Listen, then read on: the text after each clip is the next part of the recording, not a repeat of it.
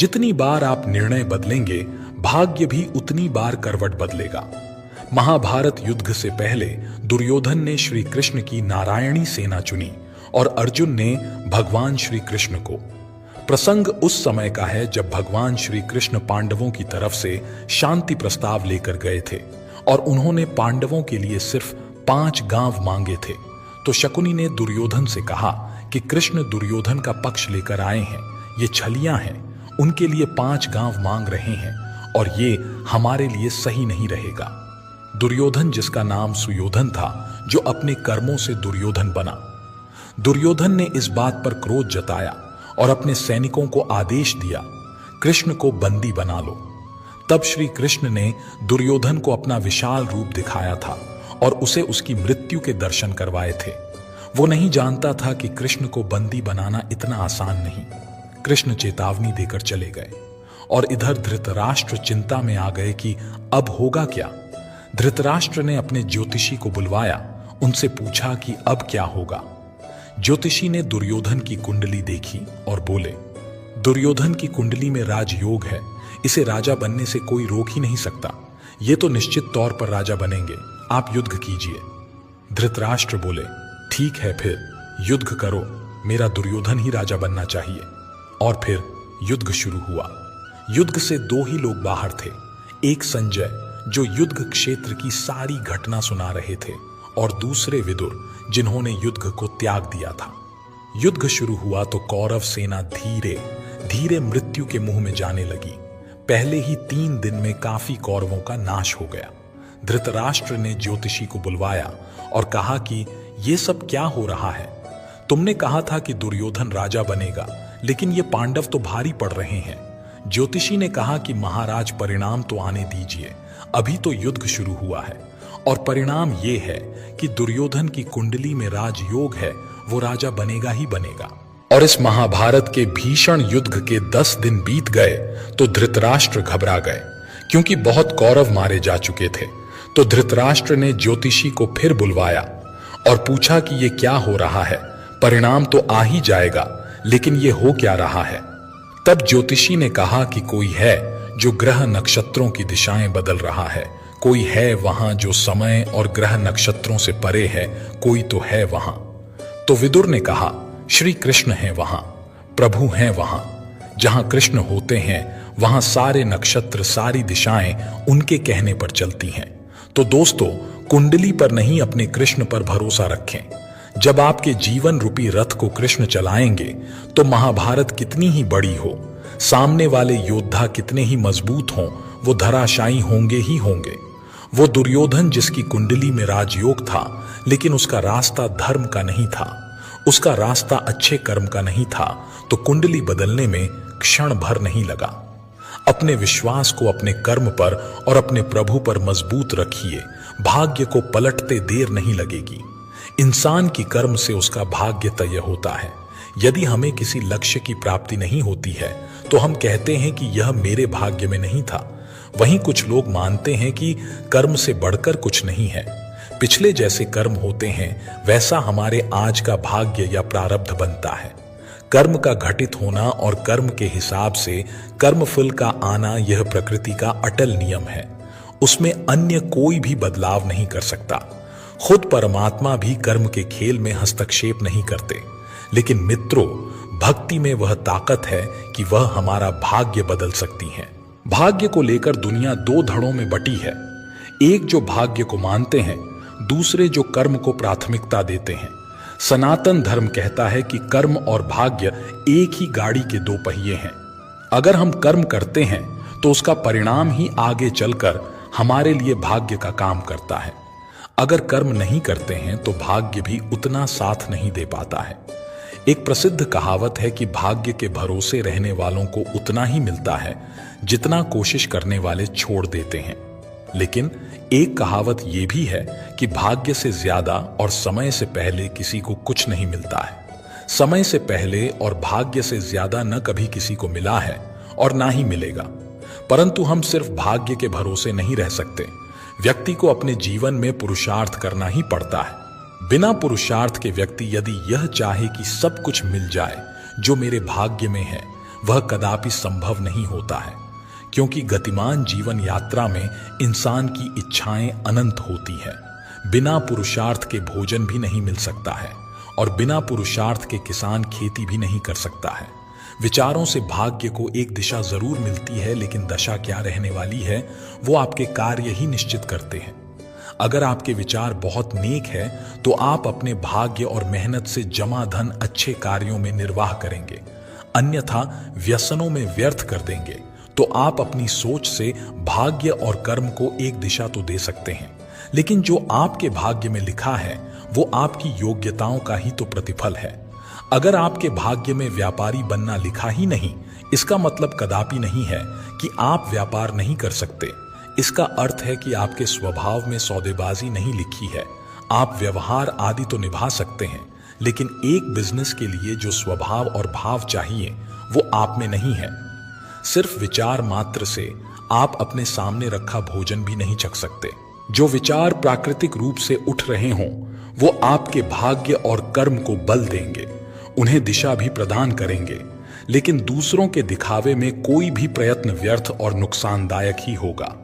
अगर आप कुछ करना चाहते हैं जो लगभग असंभव सा लग रहा है, आपको लोग हतोत्साहित करते हैं कि आप वह नहीं कर पाएंगे, लेकिन आप मन बना लेते हैं कि आपको वह करना ही करना है और आप दिन रात उसी के बारे में सोचते हैं कि आपको वह करना है, लेकिन आपके मन में शंका के बीज उत्पन्न हो जाते हैं और आप सोचते हैं कि आप वह कार्य कर लेंगे, लेकिन शंका के कारण आप बस सोचते ही रह जाते हैं।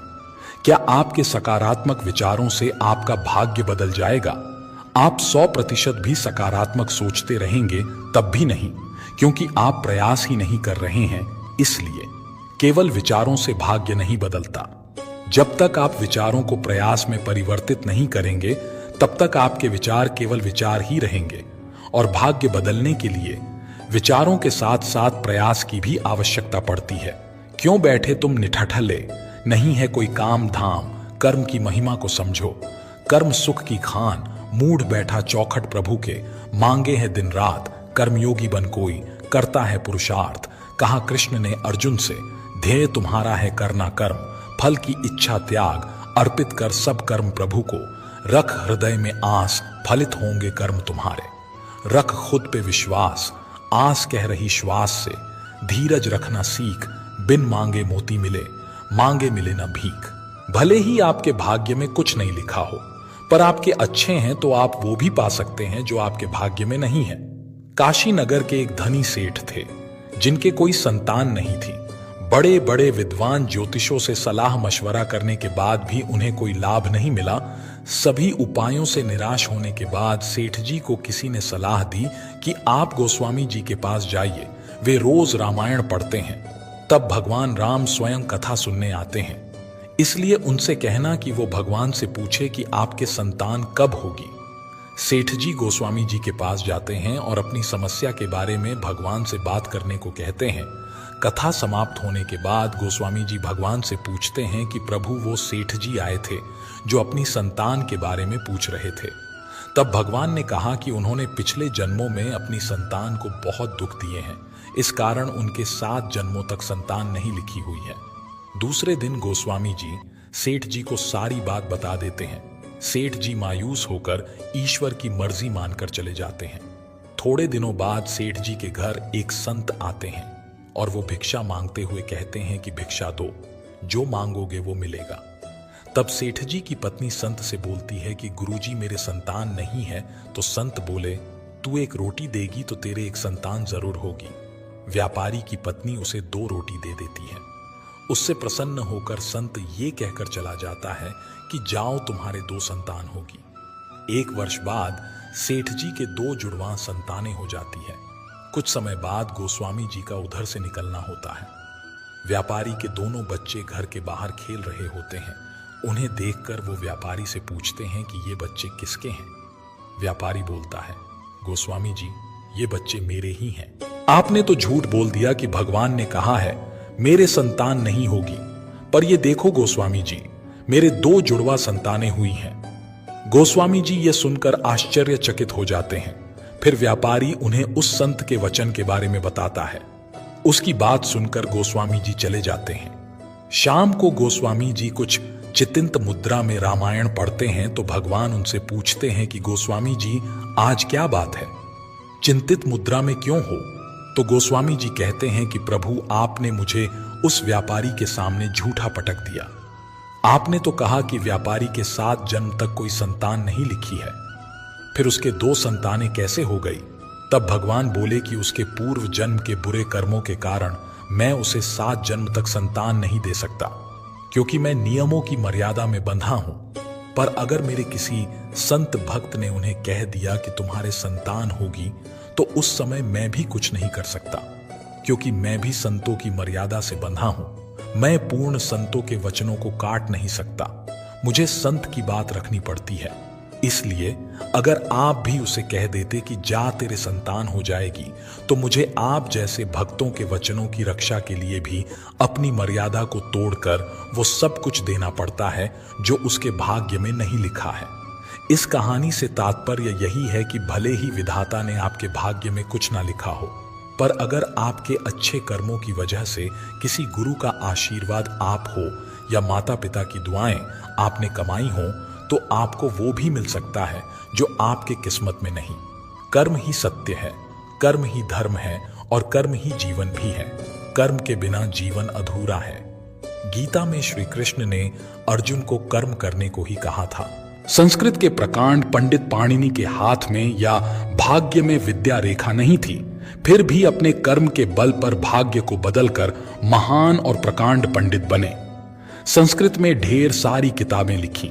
जो कर्मवीर होते हैं वे कभी भाग्य की नहीं सोचते हैं, भाग्य खुद चलकर उनके पास आता है।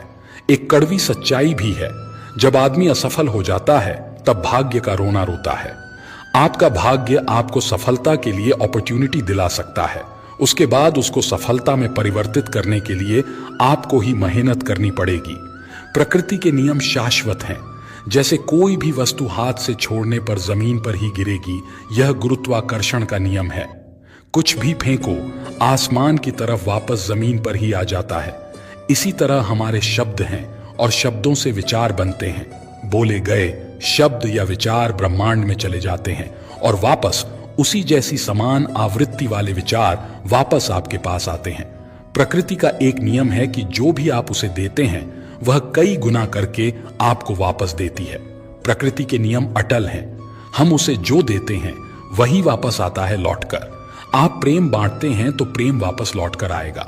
आप धन का दान करते हैं तो प्रकृति आपको कई गुना धन वापस करती है। आप घृणा फैलाते हैं, बदले में आपको घृणा ही मिलेगी। आप जैसे विचार भेजते हैं वही आपको मिलेंगे। आप हमेशा समस्याओं पर बात करेंगे, प्रकृति आपको कई समस्याएं प्रस्तुत कर देगी। आप अपने विचार बदल कर देखिए, सकारात्मक विचार सोचिए, सकारात्मक बातें कीजिए।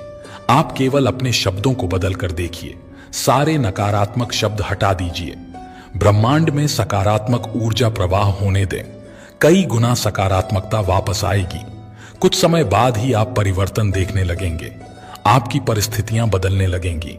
आपको केवल विचार बदलने हैं, अपने कर्म करते रहने हैं, बाकी काम प्रकृति स्वयं कर देगी। आपके विचार ही आपके कर्म बनते हैं और कर्म ही भाग्य का निर्माण करते हैं। आप विचार बदल दीजिए, आपका भाग्य बदल जाएगा। किसी भी काम को सही तरीके से किया गया हो तो भाग्य का भी साथ मिलता है और इंसान को सफलता भी मिलती है। किसी को सफलता नहीं मिलती है तो लोग भाग्य को दोष देना शुरू कर देते हैं कि हमारे भाग्य में यह चीज नहीं थी इसलिए नहीं मिली। ये कोई नहीं सोचना चाहते हैं कि कहीं ना कहीं काम में कमी रह गई होगी। हजारों ऐसे उदाहरण मिलेंगे जहां भाग्य की अधिक प्रबलता थी तो कहीं कर्म की थी। मुकेश अंबानी और अनिल अंबानी दोनों के पास बराबर की धन संपत्ति थी। दोनों का अलगाव हुआ और दोनों ने अपना अपना हिस्सा लिया। एक सफलता की सीढ़ी चढ़ते गए, दूसरे को जेल जाने की नौबत आ गई। अब यहां क्या कहेंगे, ऐसा क्यों हुआ? दोनों समान परिवेश के इंसान हैं। दोनों का भाग्य अच्छा था जब तक दोनों अलग नहीं हुए थे। बाद में अनिल अंबानी के कुछ गलत निर्णय ने उनकी सफलता खत्म कर दी। यहां भाग्य को दोष नहीं दिया जा सकता है। अगर कोई यह कहे कि उनका भाग्य ही सही नहीं था तो हमें यह विश्लेषण जरूर करना चाहिए कि कहीं ना कहीं उनके काम में कमी रह गई होगी, कुछ निर्णय गलत हुए होंगे। अच्छे कर्म किए तो भाग्य भी साथ है, गलती हुई तो भाग्य भी साथ छोड़ देता है। जेट एयरवेज बंद हो गया और 22,000 आदमी एक साथ बेरोजगार हो गए। क्या सबका भाग्य एक साथ खराब हुआ? नहीं, ऐसी बात नहीं है। कंपनी की गलत नीतियों के कारण सबको परेशानी हुई, जबकि यही लोग पहले अपने आप को खुशकिस्मत समझते होंगे कि कितनी अच्छी जगह काम कर रहे हैं। सही या गलत निर्णय ही हमारे कर्म को निर्धारित करते हैं और उसी के अनुसार भाग्य भी वैसा ही रूप ले लेता है।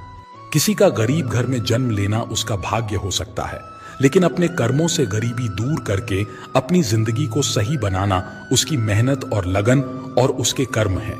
सही कर्म करने के लिए भी कुछ कारक महत्वपूर्ण होते हैं, जैसे मेहनत, लगन, संकल्प, दृढ़ इच्छा शक्ति, परिवार का सहयोग, सही समय पर सही निर्णय लेना, पैसे का सदुपयोग, अनुकूल स्थिति बनाना। ये सारे कारक मिलकर ही अच्छे कर्म की राह तय करते हैं। कर्म से हम अपने भाग्य को बदल सकते हैं या अपने कर्म से भाग्य का साथ पा सकते हैं। प्रयत्नहीन प्रार्थना का कोई मतलब नहीं है। फिर हम कुदरत का एक करिश्मा देखें तो ईश्वर ने हमारे हाथों की लकीरों के आगे उंगलियां इसलिए दी है कि हम कर्म से अपने भाग्य को बदल सकें। यह मेरी राय है, आप इससे सहमत या असहमत कमेंट में बताएं। जीवन में अगर आपको कुछ पाना है तो मेहनत तो करनी ही पड़ेगी। मंजिलें उन्हीं को मिलती है जो उसकी ओर कदम बढ़ाते हैं। महाभारत में जब अर्जुन ने कुरुक्षेत्र में युद्ध में अपने स्वजनों को अपने सामने खड़ा पाया तो उसका शरीर निस्तेज हो गया, हाथों से धनुष छूट गया, प्राणहीन मनुष्य के समान वह धरती पर गिर गया। तब भगवान श्री कृष्ण ने उसे गीता के कर्म ज्ञान का उपदेश दिया। भगवान कृष्ण ने अर्जुन को कहा कि राज्य तुम्हारे भाग्य में है या नहीं, यह तो बाद में, पहले तुम्हें युद्ध तो लड़ना पड़ेगा, तुम्हें अपना कर्म तो करना पड़ेगा, अर्थात स्वजनों के खिलाफ युद्ध तो लड़ना पड़ेगा। तुलसीदास जी ने भी श्री रामचरितमानस में लिखा है, कर्म प्रधान विश्व करी राखा, अर्थात युग तो कर्म का है। इसका अर्थ यह हुआ कि हम अपना कार्य करें, फल की चिंता बाद में करें। किसान जब खेत में बीज बोता है तो उसे यह नहीं पता होता कि बारिश होगी या नहीं, जमीन में से बीज से अंकुर फूटेगा या नहीं, अगर पौधे आ भी गए तो उस पर फल आएंगे या नहीं। लेकिन किसान बीजों को जमीन बोता है और फसल की चिंता ईश्वर पर छोड़ देता है। संघर्ष करते हुए कभी मत घबराना, क्योंकि संघर्ष के दौरान ही इंसान अकेला होता है। सफलता के बाद तो सारी दुनिया साथ देती है। परेशानी आए तो ईमानदार रहें, धन आ जाए तो सरल रहें, अधिकार मिलने पर नम्र रहें और क्रोध आने पर शांत रहें। यही जीवन का प्रबंधन कहलाता है। यहाँ सभी के जीवन में मुसीबतें जरूर हैं, लेकिन जो मुसीबतों से लड़कर आगे बढ़े वहीं आज की महाभारत का अर्जुन है। अगर भगवान तुमसे ज्यादा इंतजार करवा रहे हैं तो तैयार रहना, वो उससे कहीं ज्यादा देने वाले हैं जितना तुमने मांगा है। संसार में सबसे श्रेष्ठ संबंध भगवान के साथ ही है, जिसमें कभी दुख नहीं मिलता।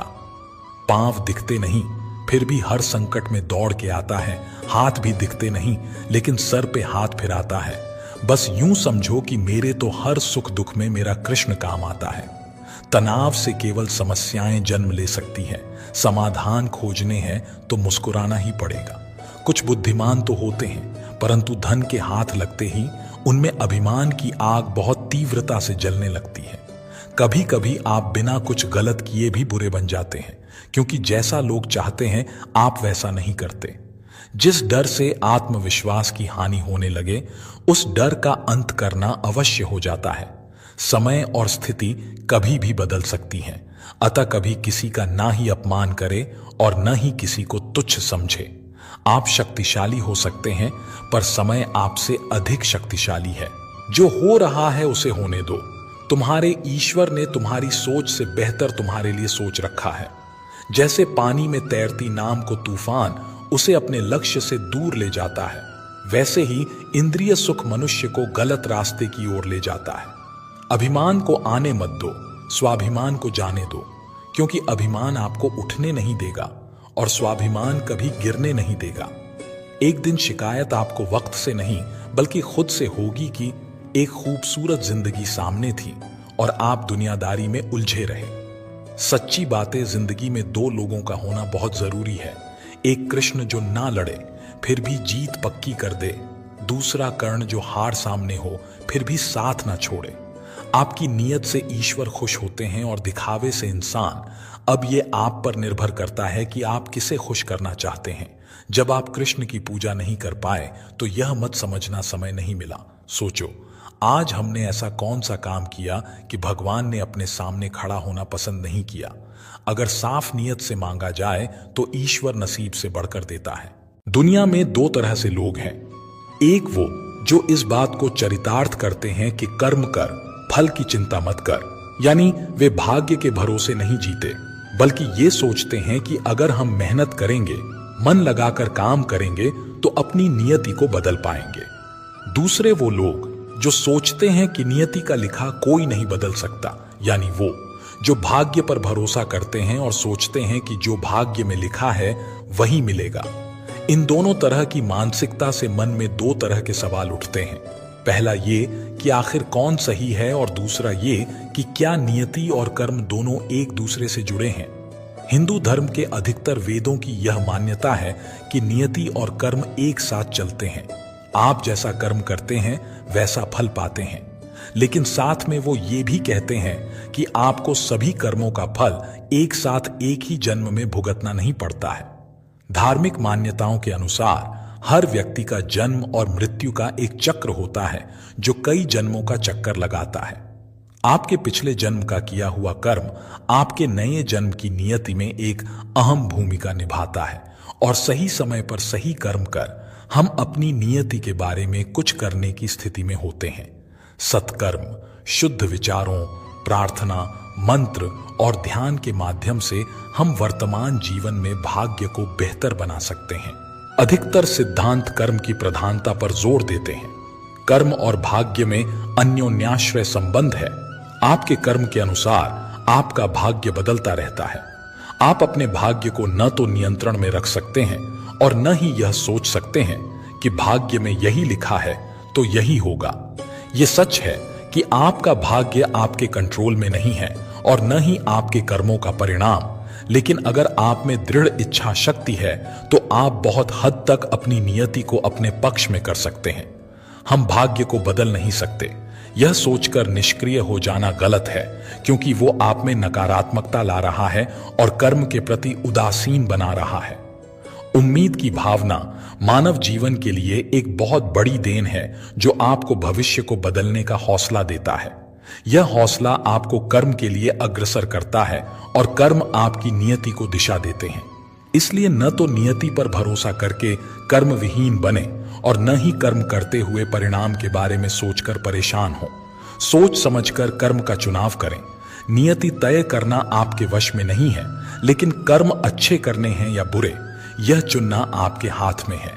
अगर आप नियति में यकीन रखते हैं तो आपको अपने कर्मों के चुनाव पर बहुत ध्यान देना चाहिए, क्योंकि केवल ये ही आपके भाग्य को पूर्व जीवन में और वर्तमान जीवन में बदलने की क्षमता रखते हैं। कर्म ही तो पाप और पुण्य तय करते हैं, जिसका हिसाब आपको हर जन्म में देना होता है। लेकिन ये हिसाब बेहद सरल है। आप जितना पुण्य करेंगे, आपके पापों का भंडार खत्म होता जाएगा।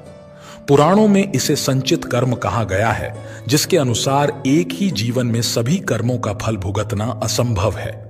संचित कर्म के इस भंडार से पूरे एक जीवन के लिए मुट्ठी भर कर्म निकाल लिया जाता है, और यह मुट्ठी भर कर्म आपके अगले जन्म का भाग्य बन जाता है।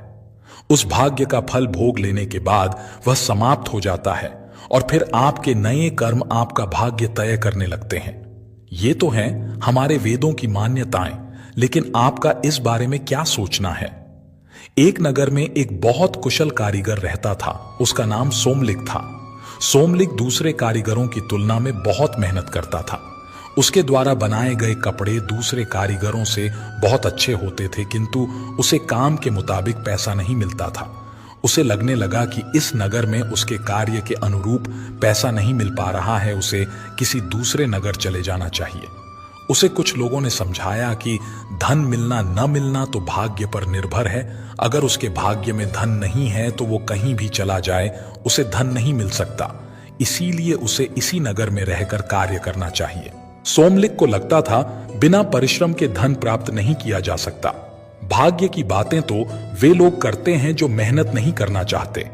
भाग्य भी उसी का साथ देता है जो परिश्रम करता है। ऐसा सोचकर सोमलिक एक बड़े नगर चला गया और वहां बहुत मेहनत से कार्य करने लगा। मेहनत के अनुसार पैसा भी मिलने लगा। सोमलिक ने 2 वर्ष मेहनत करके 500 स्वर्ण मुद्राएं कमाई और उन्हें लेकर खुशी खुशी अपने घर जाने लगा। जाते जाते रास्ते में उसे रात हो गई और वह रास्ते में ही एक बड़े से पेड़ पर सो गया। सपने में सोमलिक ने 2 पुरुषों को देखा। उनमें से एक दूसरे से कहता है, सोमलिक के भाग्य में अधिक धन नहीं है, फिर तुमने उसे 500 स्वर्ण मुद्राएं क्यों दी? दूसरा बोला, परिश्रमी को उसके परिश्रम का फल मिलना चाहिए, इसीलिए मैंने उसकी मेहनत के अनुरूप पैसा दिया है। उसके भाग्य का अंतिम निर्णय तुम्हारे हाथ में है। सोमलिक घबरा का उठ गया और अपनी पोटली टटोलने लगा। उसने देखा उसकी पोटली खाली है। यह देख वह बहुत दुखी हुआ और सोचने लगा, अब किस मुंह से घर जाऊंगा। वह फिर से उसी नगर में लौट आया और इस बार और अधिक परिश्रम करके 1 साल में ही 500 स्वर्ण मुद्राएं अर्जित कर ली और उन्हें लेकर फिर घर के लिए निकल पड़ा। इस बार भी फिर उसी वृक्ष के नीचे उसे रात हो गई, किंतु इस बार वह नहीं रुका और आगे निकल गया। रास्ते में उसे फिर वही दोनों पुरुष दिखलाई दिए। सोमलिक छुपकर उनकी बातें सुनने लगा। पहला बोला, तुम्हें पता है सोमिलक के भाग्य में अधिक धन नहीं है, इस बार फिर से तुमने उसे 500 स्वर्ण मुद्राएं दे दी हैं। दूसरा बोला, मैं तो परिश्रमी को उसके परिश्रम का फल देता हूं, अंतिम निर्णय तो तुम्हारा ही रहता है, तुम्हें जैसा लगे वैसा करो। सोमलिक ने डर कर अपनी पोटली को टटोली। पोटली में कुछ नहीं था। सोमलिक को बहुत दुख हुआ। उसे लगा उसका जीवन व्यर्थ है, इस तरह मेहनत करने से कोई फायदा नहीं है और वह आत्महत्या करने के लिए ऊंची पहाड़ी से कूदने लगता है। तभी एक दिव्य पुरुष प्रकट हुआ और सोमलिक से बोला, ठहरो सोमलिक, तुम्हारे भाग्य में धन नहीं है, इसीलिए तुम्हारे धन को मैं चुरा लेता था। आत्महत्या करना पाप है, इसीलिए आत्महत्या का ख्याल अपने मन से निकाल दो। सोमलिक बोला, हे दिव्य पुरुष, अब मैं किस मुंह से अपने घर जाऊं? मुझे इस तरह खाली हाथ आया देखकर मेरे परिवार वाले क्या कहेंगे? दिव्य पुरुष ने सोमलिक से कोई एक वरदान मांगने के लिए कहा। सोमलिक बोला, मुझे वरदान में बहुत अधिक धन चाहिए। दिव्य पुरुष ने कहा, सोमलिक, तुम्हारे भाग्य में धन का भोग नहीं है, भोग रहित धन का क्या उपयोग? सोमलिक को तो धन ही चाहिए था। वह बोला, हे दिव्य पुरुष, इस संसार में जिसके पास धन है उसे सभी पूछते हैं और जिसके पास धन नहीं उसके पास ज्ञान और कला होने पर भी कोई नहीं पूछता। धनवान व्यक्ति अयोग्य होने पर भी संसार में यश और मान सम्मान पाता है, इसीलिए मुझे तो बहुत सारा धन चाहिए। दिव्य पुरुष ने कहा, तुम नगर वापस लौट जाओ, वहां तुम्हें गुप्त धन और उपयुक्त धन नाम के 2 व्यक्ति मिलेंगे। गुप्त धन के पास भोग रहित धन है और उपयुक्त धन के पास उपयोग में आने वाला धन है। तुम कुछ समय इन दोनों के साथ रहो, फिर मुझे बतलाना तुम्हें किसके जैसा धन चाहिए। सोमलिक वापस नगर आ गया और गुप्त धन का पता करते करते उसके घर पहुंच गया। गुप्त धन ने सोमलिक को घर से भगाने का प्रयास किया, किंतु वह तिरस्कृत होने के बाद भी गुप्त धन के घर में रुक गया। गुप्त धन ने रात्रि में थोड़ा बहुत खाना उसे भी दे दिया, जिसे खाकर वह सो गया। सुबह सोमलिक ने देखा कि गुप्त धन बीमार हो गया और बीमारी के कारण उसने एक दिन खाना नहीं खाया। सोमलिक वहां से निकलकर उपयुक्त धन के घर का पता पूछता हुआ उसके घर पहुंच गया। घर में मेहमान आया देखकर उपयुक्त धन ने उसका स्वागत किया और रात को अच्छे अच्छे पकवान खिलाए और सोने के लिए अच्छा बिस्तर दिया। सुबह सोमलिक को पता लगा कि उपयुक्त धन ने साहूकार से कुछ ऋण लिया था, उसी ऋण के पैसे से वह लोगों का भला करता है। जिस समय सोमलिक जा रहा था तभी राजा के दूत आए और उपयुक्त धन को उसके अच्छे कार्यों और समाज सेवा के लिए इनाम और पैसा दे गए, जिससे उसने साहूकार का ऋण उतार दिया। यह देखकर सोमलिक को समझ आ गया, संचय रहित उपयुक्त धन ही अच्छा है, यह गुप्त धन की तरह कंजूस नहीं है। सोमलिक ने दिव्य पुरुष से उपयुक्त धन जैसा बनने का वर मांग लिया। शिक्षा कर्म भाग्य का निर्माता है, इस कहानी से हमें शिक्षा मिलती है कि वही धन श्रेष्ठ है जिसका उपयोग अच्छे कार्यों में हो। जो हर दिन कोशिश करता है वो एक ना एक दिन मनचाही मंजिल तक पहुंच ही जाता है। जिंदगी में अगर आगे बढ़ना है तो कभी निर्भर मत रहना गैरों पर। मंजिल उन्हीं को मिलती है जो खड़े हैं अपने पैरों पर।